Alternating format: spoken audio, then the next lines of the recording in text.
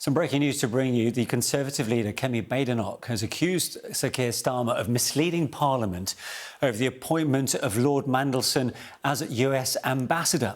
Our chief political correspondent, John Craig, is in Westminster. John, Kemi reacting here to a newly published article, I understand. Yes, this is a saga we've reported on many times. Did Sir Keir Starmer mislead MPs when he said that all the proper processes had been followed over the vetting and the appointment of Peter Mandelson as United States ambassador? What has emerged this afternoon is a new claim in The Guardian, which says that Mandelson failed vetting, but the Foreign Office overruled the decision. The Guardian reports that Peter Mandelson failed his vetting clearance, but the decision was overruled by the Foreign Office to ensure he could take up his post as ambassador to the US. An investigation by the Guardian can reveal. Also in this report in The Guardian is something which I'm sure opposition politicians will seize upon. Senior government officials have been considering whether to withhold from Parliament documents that would reveal that Mandelson was not given vetting approval from security officials.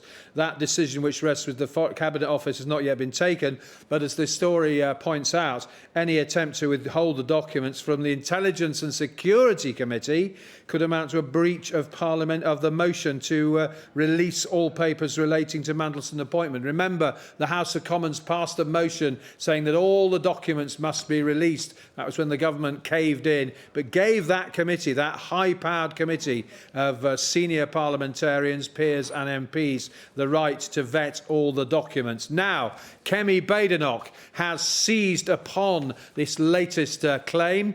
Last September, she says in a message on X tweet, Keir Starmer told Parliament 3 times that full due process was followed over the appointment of Lord Mandelson.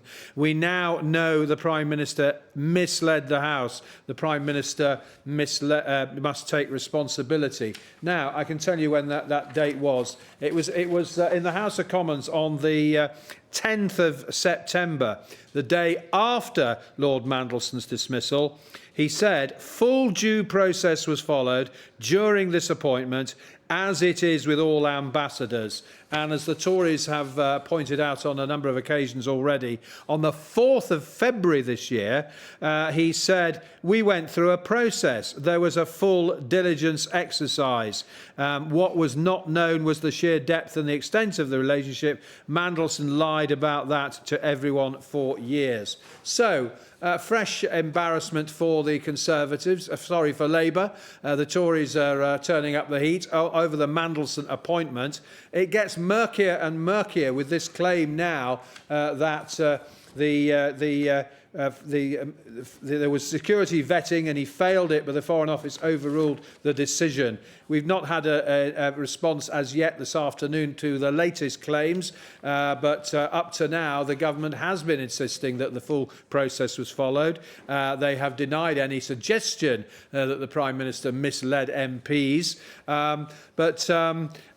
Obviously, the part of this story that talks about officials considering whether to withhold fresh new documents, the Mandelson files, if you like, that will provoke a row as well. I should point out that on the 11th of September last year, our colleague Sam Coates did report that Number 10 appointed Mandelson despite security concerns.